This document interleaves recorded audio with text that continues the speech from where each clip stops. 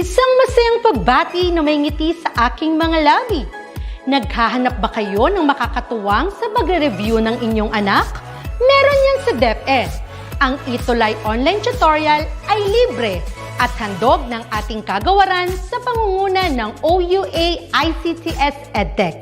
Ito ay isang proyektong makatutulong sa mga mag-aaral, katuwang ang mga magulang o kasama sa kani-kanilang tahanan para masagutan at maunawaan ang mga modules. Hangad din ng programang ETUlay ang matulungan ang ating mga guro sa kanilang mga blended learning classes.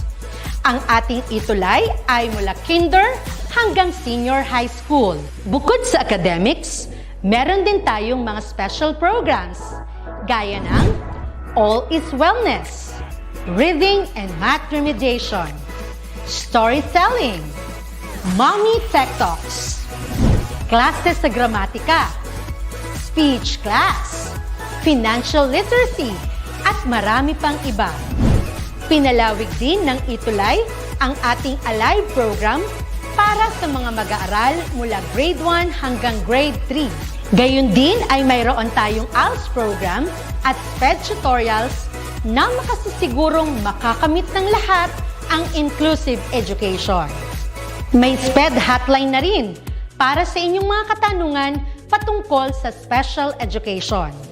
Kaya, subaybayan mula Lunes hanggang Biyernes, mula 9:00 ng umaga hanggang 7:00 ng gabi ang ating ETUlay.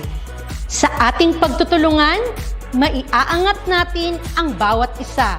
Ating itutulay ang pagkatuto upang di mapigil ang pag-aaral ng kabataang Pilipino. Itulay natin ito, sulong edukalidad.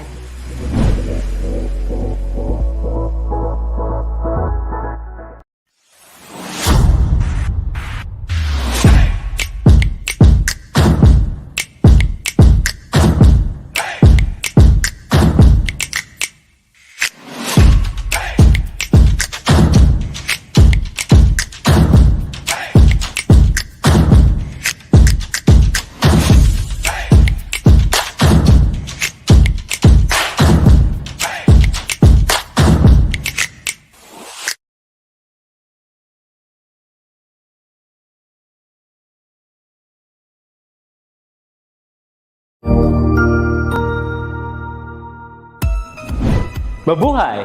Good day to all! I am your tutor Madge. Welcome to ETUlay, a free online tutorial, an initiative of the Department of Education, Information and Communications Technology Service, Educational Technology Unit, ICTS EdTech.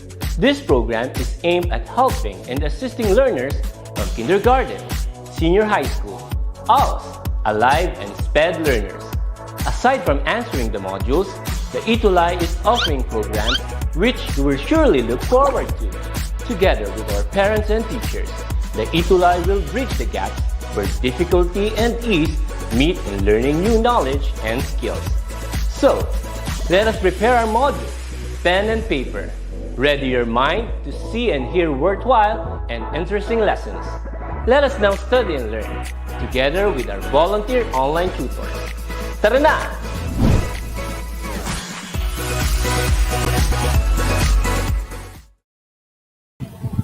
Hello everyone! Hello sa inyong lahat! Hello Tutor Jerry! How are you, Tutor sir? Kit. Good afternoon. Medyo namamalat pa coming from a classroom observation, Tutor Kit. Ay, wow! So, face-to-face class na ba kayo, Tutor Jerry? Only the faculty, Tutor Kit. Ay, okay. Well then, no, sa buong Pilipinas ito, I think everybody is preparing for the face-to-face classes and saludo kami sa lahat ng mga teachers na nagpe-prepare, naglilinis, lahat-lahat yan at sa mga magulat, mga students na naghahanda rin na pumasok. Ayan. Okay, Tutor Kit, welcome po sa ating lahat. We are in our week 6, Tutor Kit, I think. Yes, Quarter week 3. 6. And after this session, Tutor Jerry, 2 more. And then tapos na naman ang ating isang quarter. Third quarter, yes. Would you have any quick shout out, Tutor Kit, before we start the week 3/4 6. Of course, Tutor Jerry. I would like to give a huge and resounding shout out sa lahat ng mga teachers sa Cristo Rey High School, led by our beautiful head teacher si Ma'am Gina Palge, and also our very competent Sir Noel D. Palge. And also sa mga estudyante natin dito na maagang dumating, katulad ni Joseph Bulaklak, Mark Christian Esteban, Maui Aison, si Neslin Kirod, Christy Velasco, Irish Romanos, Rachel May, Aison, Vanessa Balido, at marami pang iba. Ikaw ba, Tutor Jerry? Sino yung Yes, gusto mo i-shout out? hindi ako sanay na nag-represent Tutor Kit because I'm only using the laptop. That's why, shout out sa aking boss dito po sa San Mariano National High School, Ma'am Glenda Ipira, who is currently observing my co-teachers in the English department, as well as, of course, our senior high school learners from grade 11 to 12. And of course, Turkit, yung mga estudyante natin who are tuning in today, napakarami. Because we already have 59 viewers as Oh, that's compared, amazing. syempre, sa previous sessions natin na konti. Yan, Turkit. Yes! Thank you so much sa lahat ng nanonood ngayon. And hopefully, guys, you will be participating with us today, no? Kasi we have prepared a really comprehensive lesson kami ni Sir Jerry, no? And hopefully, you will be participating with us today. Ayan. Hello kay Eliza Villamar. Ay, teacher pala si Ma'am Yeah, Eliza. teacher from Alibadabad National High School, Tutor Kit. Hello, Ma'am Hello, Eliza. Ma'am Eliza. Okay, Tutor Jerry, let's get this Yes. started. Okay? Saan na ba tayo ngayon, no? Pambihira. Yeah. So we are already in our topic 6, and that is analyzing factual or non-fictional elements, part 3, specifically on Point of POV. view or POV. Tama, Tutor Jerry, no? But And then honestly, Tutor before Jerry, that, you know, Tutor Kit. after nitong week na to, next week, we will be helping them in drafting their first non-fiction piece. Kasi sa week 8, ito na yung review natin. Magpapaulan naman tayo ng papremyo. yeah. Ano kayang ipapapremyo natin by week 8, Tutor Kit, aside from GCash? Sa Pwede kayang buhay na manok, mga ganon. Isa-send na lang sa JNT. Naks. Yes, pwede siguro. Kayang-kaya nila yan. Okay, Tutor Kit, we have the challenge last week, and they are tasked to write a short paragraph describing a place they absolutely love, and the other one is a place which they dislike, and they're going to use details to convey this negative emotion. And of course, they will be posting it in our favorite hashtag every Tuesday, and that is ETUlay NonFiction. Yes. Ayan. And Tutor here Kit. here are our cuties of the Of week. the Lima week. sila.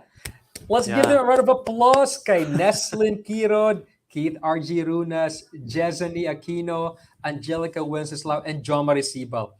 Okay, so I was let's- expecting, Tutor Kit, Yes. Yeah. I was expecting an output from Cristo Rey National High School, from yours. Same, But then, Tutor siguro, Jerry. they're busy with their modules.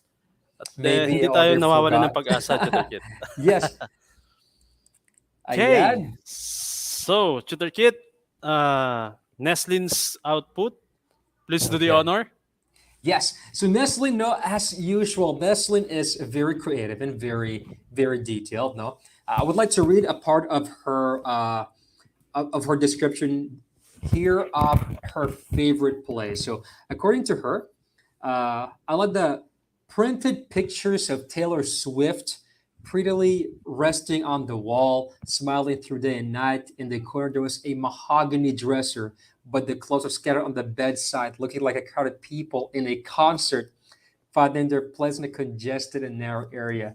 I love those kinds of details. The poster of Taylor Swift, and there this a simile of like scattered clothes, like crowded people in a concert. Very creative. I like that simile. It's not cliche kasi napaka-original niya. Ayan. Yeah. Uh, she also had another output tutor kit, and this thing is yung dislike naman niya na place, and it goes this way. The vexation of the passengers and the drivers reflected around us. Their horns roamed an entire road as if it was the siren in the movie The Purge. The people inside the vehicle started to curse the red light above because a drop of sweat on the surface of their skin was as big as a rice grain free falling on their handkerchief. Oh, I So, love that. yan, Tutor Kit. Kuhang-kuha niya yung mga examples mo last time. Oo nga. Feel ko yung sweat, yung gano'ng kagulo yung isang ano no, yung traffic. Ayoko rin ng traffic kasi talaga, so I can relate. Thank you so much, Neslin. Thank you, Neslin. And here's another Tutor Kit from Kate RG, my feature writer. Oh, Ayan. Summer in the living room. The damp nocturnal air slipped between the fabric of my beige pants and my skin. The ruffles in my white blouse pioche in ripples, and I felt smooth and agile during the golden hour of the day. Parang nice. the words used are flowery. Uh, Yes, okay na okay sa literary piece, especially that's nonfiction. true. Chitakit.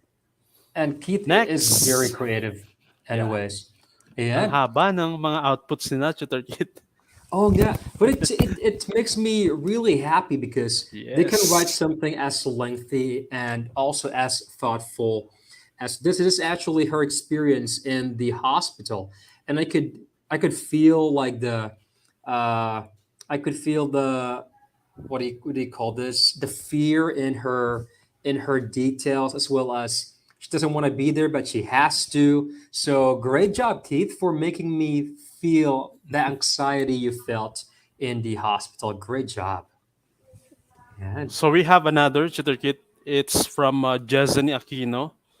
The place she loves. As a provincial girl, ang sabi dito, I'm used to go to this place, a place where I witnessed the enchanting, verdant pigments as I look over the rice fields. Actually, this is parang nasa rural area. And then yung isa naman, the thing that that she dislikes is the same thing, cemetery. Oh, Parang nakalinya din doon sa output kanina ni Kit RG. But then the words here are also good as compared to the other texts that some of our students were able to post in our hashtag ETUlay nonfiction. nice. Great job, Jesony. And now we have Angelica Wenceslao. So Angelica Wenceslao also is very creative. Uh, she's a very provincial girl, no? And here's a part of uh, her text that I really love. She said, "A nearby coconut tree, incredible nipa hut, wide farmlands, a jewel blue streams, a simple, peaceful living." Those details really scream serenity and peace to me. So something that is really ideal and a place that she really likes. Nice, good job, Angelica. And of course, Tutor Kit, we have the only thorn among the roses. It's Yes, Jomari Sibal. Sunday morning at exactly 10:15 a.m., I just saw myself entering the old oak door with eagerness, and the moment I stepped in, I realized again how breathtaking and enchanting this place was. Same with Angelica's output a while ago, or yes, it has something to do with the church. yes. A church. I think his favorite place is the church, and that really Yeah. shows. Yes, and And and ito actually, naman, yes, sir. yeah, chitikit. So just The a quick yes, note sige, here. sige. John Marie actually reached out to me and he said like, "Hey Sir Kit, pwede ko ba ipacheck to sa'yo?" And I didn't do anything here because when I read this, uh, I really felt the what to call this, how he dislikes displays or something like that. And he was very detailed in his like descriptions. He had like a great details. For example, the brassy soundtrack of a DVD store, deafening sounds from the mass of different people. Uh, Filthy Child, great job, John Marie. I think these kids are very talented, Tutor Jerry, Yeah, and they have a really good future if they keep on writing. indeed, Tutor Kit, indeed.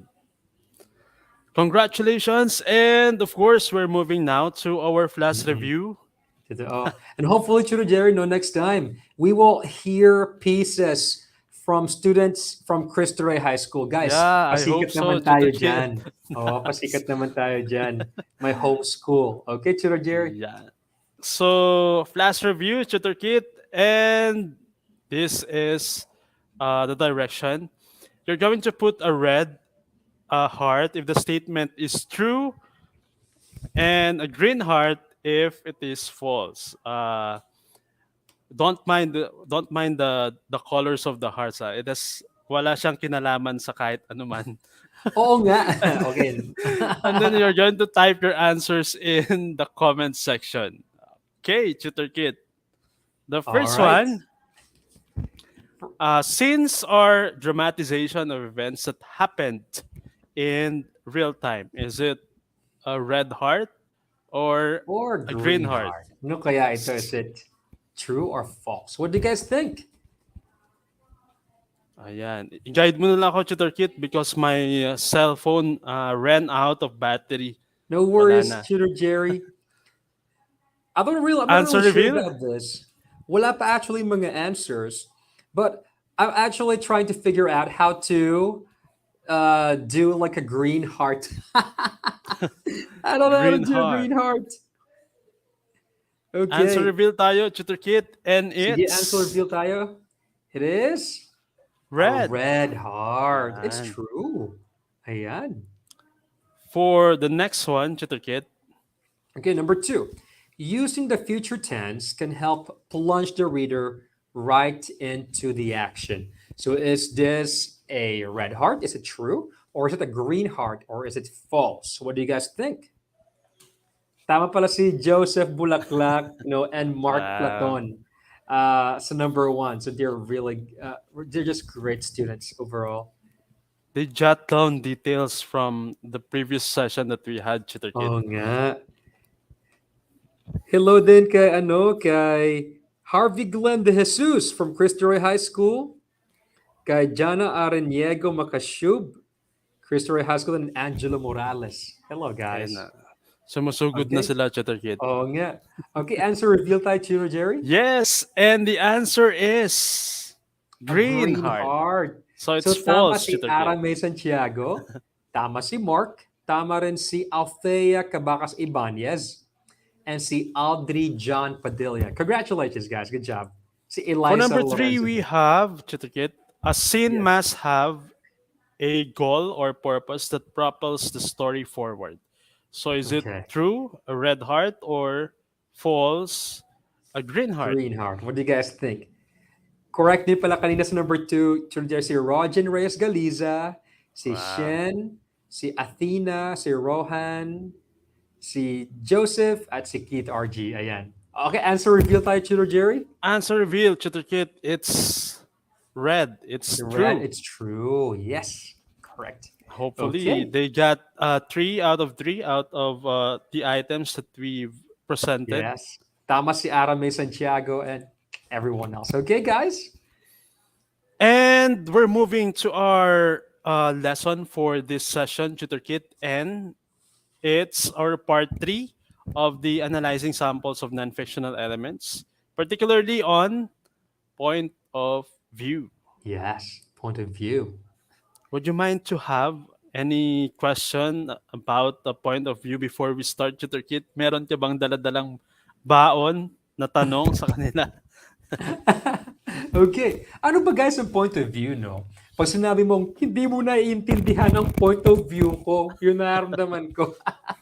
Ano kaya ibig sabihin nun? Ano yung point of view mo? Point of view niya? Point of view ng jowa mo? Ano kaya Nice. ito? Bakit kailangan natin maintindihan yung mga bagay na ito? Sige. So, this time, Connected doon sa ating Tutor Kit, oo. sa challenge na ginawa mo. Later on, Yes. makikita nila yon. Yes, Tutor Jerry. Let's do this. Okay? Okay. So, Tutor Kit, Okay. So, ano nga ba yung point of view? So, what is point of view?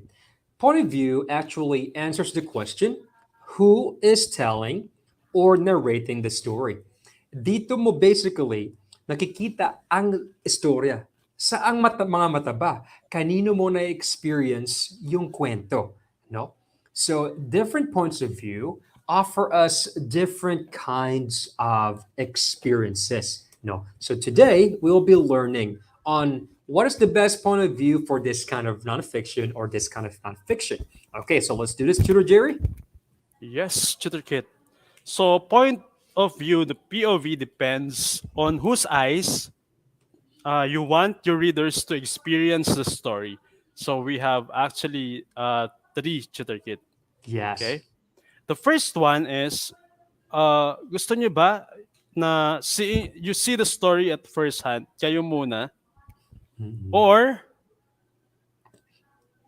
you have to leave the story themselves, or you are going to observe the story through one or more sets of eyes. So basically, those are your pointers on how you look or you read something, a story, a non-fictional text. May Yes. dadagdag ka ba, Tutor Kit? Well, Tutor Jerry, that was very comprehensive. Ayan. So, we'll start with the first person point of view. Ano nga ba to? Let's try to look at the concept. Ano nga ba ang first person point of view? Okay. Tutor Kit? So, the first person point of view, guys. Tandaan nyo ito, guys, ito kapag nakita kayo ng mga pronouns na ganito, na first person pronouns, example lang ng mga first person pronouns are I, we, us, my, our, and mine. So if you see these pronouns, most likely that story is in the first person point of view. So what does this point of view offer anyway? So let's see. Next slide, please, Tutor Jerry. So Yes. the first person point of view tells the story in the perspective of the narrator. No. So usually if you're using first person POV, you as the narrator, the readers see the story in your eyes. No. Tutor Jerry, ano ba yung ano nito? Ano yung parang advantage ng first person POV? Yeah. So the advantage is it's unique, and then it has intimate in terms of its perspective on the events of your story. So dun pa lang sa unique Tutor Kit, it's an advantage in if you're fond of writing a text using the first person point of view. Yes, that's right, Tutor Jerry. And also, no, when you use first person, mas intimate siya. Malalaman mo yung iniisip ng narrator, alam mo yung nararamdaman niya, alam mo kung ano nangyari sa kanya. Pero the thing is, it's only limited to the narrator. So usually, the types of nonfiction that use the first person POV is the personal essay. No, it always starts with I, the memoir, and the autobiography. They use the first person point of view. Ayan. So we have here, Tutor Kit, an excerpt from The Complete Idiot's Guide to Writing Nonfiction by Christina Bofes. Ako ba magbabasa, Tutor Kit? Go ahead, Tutor Jerry. Okay. So, when you write in the first person, the reader won't know any more than the narrator usually I knows. Yes. So yun Now, lang. Ang ma-experience ng reader mo is kung ano yung na-experience ng narrator. So here's an example, Tutor Jerry. Okay, Yes. let's read an example. Okay. All right, Tutor Jerry, will you do the honors, please? Yeah, Tutor Kit. I dig at the ivory white depth of that halo-halo with this long silver spoon. I stir layers of purple ube, red nata de coco, brown beans, and white makapuno into swirl of colors. Nice. Nakakatakam yung Nakakatakam ating nga. first paragraph. I scoop a heaping serving. I bit at the soft and creamy makapuno. I bit at the red nata and the beans. I lift the tall green halo-halo cup. I gulp at the rich milk hinted with a light runs from the shaved ice. Yan. So Ayan. puro I lang siya, puro I. And Yes. it gives you the same experience, no? Alam na alam mo kung anong nangyari sa narrator. You see, you experience this thing in the narrator's senses and his eyes and his taste, something like that. So very intimate siya. Okay, Chiro Jerry, let's Yes. read another example. Yes. Actually, this is the one I requested you, Tutor Kit, because Yes, some of our students here are classified maybe or they belong to the indigenous people. That's why, of course, we are diverse when it comes to our culture, and they true. also need to learn from us, even if our lesson is somewhat like this nonfiction. And Yes, some of them, of course, Shooter Kit, are good also in crafting their own masterpieces when it comes to nice. writing. That's Ayan. great. Shooter Kit? Okay, so let me read this. This is an excerpt from the book Philippine Pagans. This is actually an autobiography of three Ifugao. So let me read this.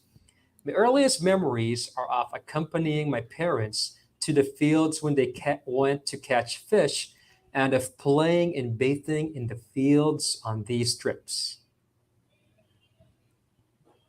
One day, I followed my mother far to her hill farm in Atugu, that place which, according to tradition, Kingi, the first settler in the Bitu region, bought from the Honad people for a hunting ground.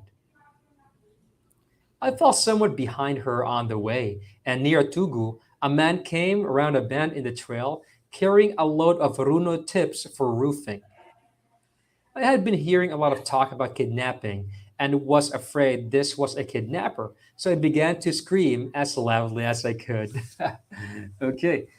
My mother rushed back in great alarm, for kidnapping was of almost weekly occurrence at that time in our own or a neighboring region. I cried out that the man was trying to kidnap me. Ayan. Ayan. So that was actually a really riveting experience, no? To Yes, Jerry. Shooter Kit. And of course, with that, Tutor Kit, we have our first challenge. Maybe 1 minute could do, Tutor Kit. Yes, yes. Let's do And that. that is. Okay. Uh, So right now, guys, let's get your phones ready. Get ready to type. Okay. So this is your first person point of view challenge. So you answer this question. How do you get ready for church or for a date? Pwede rin siguro Chino Jerry, no? How do they get ready for a gala, a yeah. road trip, something like that? So we want you guys to share 2 to 3 sentences of description on how you get ready using the first person POV. So start with I or we, something like that. Then post Yes. your 2 to 3 sentences on the comment section. Okay, Okay, so ready? your time begins. Now, all right, guys, go ahead. How do you get ready for church or for a date? Ako, Chulo Jerry Yes. muna. I'll maybe I can start. First, I I iron my white shirt and smooth the wrinkles around the buttons, and then I spray my favorite cologne, and then I wipe the dust off my my world balance shoes, something like that. What about you, Tutor Jerry? What do you do to get ready for church or for a date with your wife?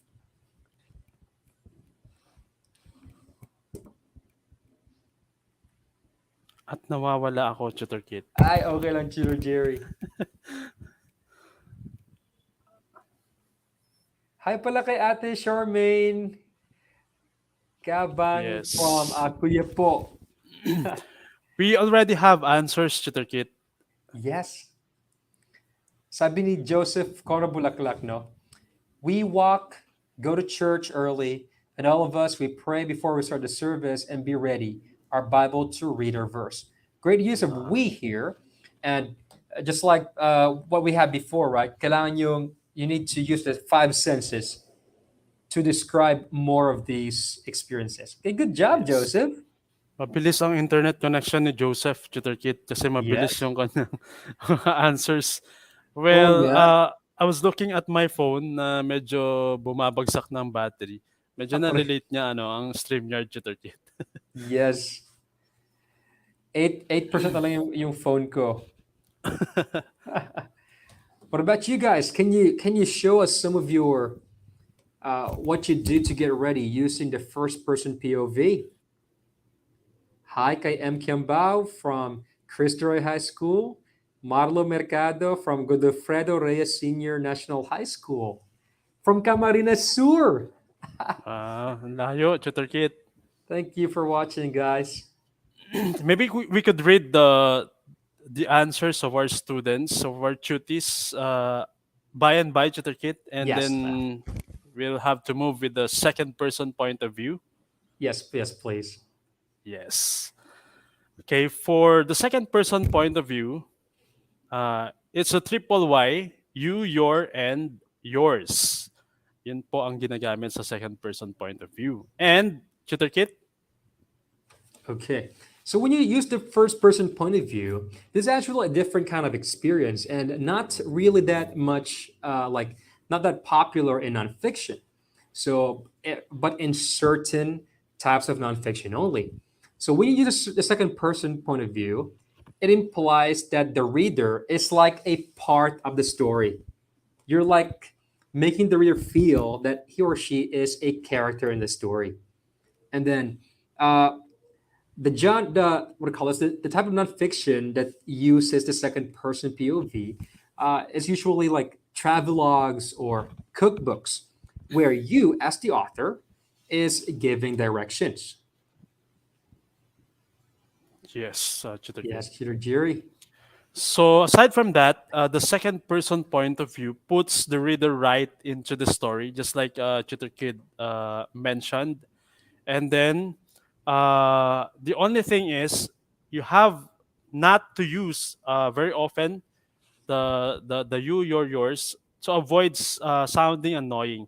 Nakaka-annoying kasi Yes. pagka Juan Tutor Kid, even in writing, if we keep on repeating words Yes. and then we're going to read it, medyo hindi maganda sa pandinig. That's why we have to avoid that specific habit when you're writing so that True. we could avoid annoyance. Ayan, Yes, it's actually correct. And also, when you use you multiple times, it's like you're making the reader like obey every command that you ask. It's like you're dictating what the reader should feel, should do, something like that. And as a reader, you don't usually like that. Okay, you don't like the author to tell you what to do. So unless it's a travelogue or a cookbook. Okay, let's try Tutor Jerry to read this Yes. example. So this is an example that basically falls under the second person point of view because of the words used, the pronouns used. If you ever go to the Monasterio de Tarlac during the summer, make sure you bring a hat, some sunscreen, some sunglasses, and a big bottle of water. You would be sweaty on the short, hot hike up the statue of Christ overlooking brownish green hills. You could catch your breath beneath the shadow of the statue and take pictures of the stunning San Jose vista. So even Yes. though Tutor Kit that I was not able yet to experience visiting this specific place, I think this is your place, Tutor Kit. Yes, it is. Parang nandun na rin because of the descriptions. That's true. And it's actually a travelogue, a piece of travelogue. It gives your reader an idea of what to expect when they go to Monasterio de Tarlac. So they give suggestions and stuff like that. That's why we use the second person, the you. Okay. Dito makaka-relate sila, Tutor Kit. Okay, let's do this to the Jerry. Okay, ano yung Yes. ating challenge sa second person point of view? Yeah. So they're going to answer, how do you move on from a heartbreak? Ayan. So you're going to share your advice in 2 to 3 sentences using the second person point of view. And those are you, your, and yours. Yours. Ayan. So kailangan na Okay. nating magmadali, Tutor Kit. Yes. Go ahead, guys. Please, just really short Yeah. sentences, no, 2 to 3 sentences lang. Give us some advice on how you would move on from a heartbreak. Oh, we have an answer to the Yeah. Jerry From the from first our challenge, Tutor Kit. from the first challenge. Do you want to read it, please? Yes. Comfort is beauty. That's my concept. Every time I dress up, I take a longer time mentally preparing myself from the stress that the outdoors will give me than choosing which outfit the event I'm going to best. I would always choose convenience over glamour. Glamour, Ayan. great. Great job, Aramis Santiago. I mean, Yes. this really expresses a lot of your like personality. Great job. I mean, if somebody chooses like convenience over glamour, man, that person is a keeper. Ito naman si Yes, Keith RG definitely, Tudor Tutor Kit. Jerry. Ayan, basahin ko. Sabi niya, in getting ready for school during the in-person class, I first prepare my backpack, which composed of notebooks, textbooks, and my lunchbox. Then I usually prepare my uniform for my class or either eat breakfast. Very routinary, no, great descriptions, Keith RG. Good job. Ayan. Si Joseph may answer na sa second person, Tudor Jerry. Yes. If you have my girlfriend, you're gonna be loved with us. If you fight your boyfriend, you can have a heartbreak. Sabi niya. Yeah. If you fight, you will have a heartbreak. Okay, let's now Yeah. go to third person. We Yes, will third read person the point rest of of yours. view. Okay. Mhm. So this time, you're going to use the he, she, they, it, him, and her when it comes to crafting your masterpieces using the third person point of Yes. view. And other than that, Chitakit, the narrator serves as an observer of a scene, and the narrator should be faithful to the actual events. May Yes. pa-faithful ka, Chitakit. True. Of course, because when you're using the third person point of view, Tudor Jerry, it's not your story. No, it's somebody else's story, and you are just the observer. So, hindi na siya non-fiction kapag hindi ka faithful sa kung ano talaga yung nangyari sa events. So, kasi if you're writing a non-fiction in third person, it's like you're just a reporter of the events, something like that. Yes. Mhm. Chitakit? So, in using third person POV, guys, you as the narrator performs thorough research to ensure credibility and accuracy. For example, gusto mo magsulat ng isang non-fiction piece or biography ng nanay mo or tatay mo, no? So kailangan mo mag-research. You need to dig into the information para ma-portray mo sila in a truthful and an accurate manner. Kasi for third person POV, we usually use that in literary journalism where you report events in a creative fashion and also in biographies. Ayan. So Yes. kailangan, kung magla-like ka, kung gawa ka ng kwento, hindi na siya non-fiction, guys. Parang fictionalize mo na yung buhay ng ibang Yes. tao. Fake news. Oo, fake news na siya. And Okay. of course, Chitakit, we have the example. I'm going to read it na. Yes. If we were to compare Miriam to a lot of us, she would have fought more battles than any other person in her profession. She has faced tremendous opposition in her political career, gone through very difficult and challenging storms in her personal life, and has suffered losses that everyone would never even dream of having. And yet, what makes her truly extraordinary is that, in spite of all these things, in spite of all the seemingly overwhelming challenges that she has gone through, Miriam still stands firm in her resolve and continues to serve her people. That is Yes. from an excerpt from The Extraordinary That Yes. From about the late Miriam Defensor Defensor Santiago. Santiago, yes. Amazing woman. All right. Okay, so punta na tayo sa Ayan. ating challenge. I don't know if we have the Challenge. time. Parang wala tayong time. Still to have 2 review. minutes, Tutor Kit. Yes. Skip na ba Siguro- natin? na Or ba siguro natin? siguro, if they would like, they could also screenshot our challenge and then Yes. practice at home. Ayan, siguro pwede na. So they're Yes, going to pick that's a random person in their houses. It could be their mom, dad, ate, kuya, pamangkin, bunso, or jowa. And then they're going to observe what this person is doing right now. And then 2 to 3 sentences of description using the third person point of Yes. view. Ayan. Okay. And Tutor Kit, Okay. bilis ng So now, oras. guys, ang bilis sa oras talaga. And so, guys, we really want you to engage with us in our challenges. So, wag kayong matakot na magsulat, no? Magsulat lang na magsulat doesn't really matter, no? So for your challenge for this week, we want you to write a short paragraph describing a place. So ito siya. It could be your local palengke. Punta ka sa palengke nyo. Ang lakad-lakad ka doon. Karinderya. Observe ka lang doon sa karinderya. O di kaya sa may plaza. No, sa may plaza. Pick either a second person POV, travelogue style siya, or third person POV, he, she, ganun siya, and describe that place. Be creative. And before tayo mag-end, Tutor Jerry, no, I just want to read Nika Gutierrez's second person point of view entry. No? Sabi niya, if you ever have a broken heart, sometimes it is because you're expecting too much of yourself and others.